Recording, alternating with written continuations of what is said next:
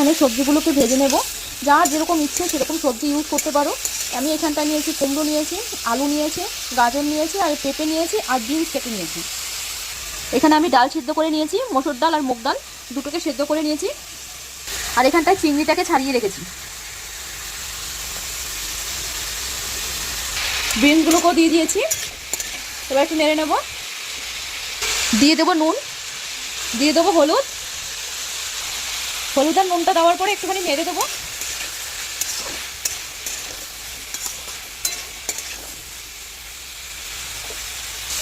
এবার ডালটাকে ঢেলে দেবো। সবজিটা হালকা ফ্রাই হয়ে গেছে।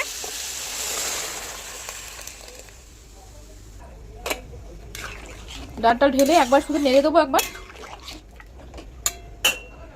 আর দিয়ে দেবো টমেটো, হাফ টমেটো দিয়েছি। আমার সবজিগুলো খুব ভালো করে সিদ্ধ হয়ে গেছে, আর ডালের কালারটাও খুব অসাধারণ এসছে।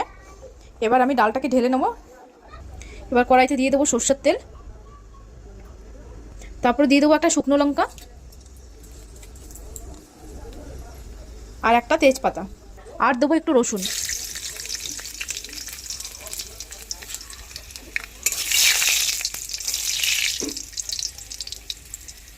এবার দিয়ে দেবো চিংড়িটা।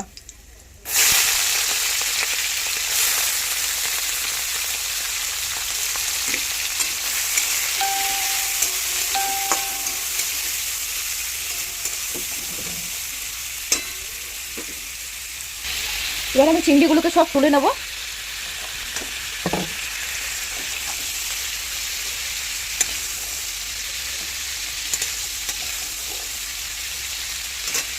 কড়াইতে দিয়ে দেবো গোটা জিরে। এবার ভালো করে নেড়ে নেব। একটু নুনটা একবার চেক করে নেবো। 5 মিনিট রেখে তারপরে নামিয়ে দেবো। এখানে আমি একটুখানি জিরে ভেজে রেখেছি। এবার এটা দিয়ে দেবো। অল্পই দেবো, পুরোটা দেবো না। আর দিয়ে দেবো একটু সামান্য চিনি।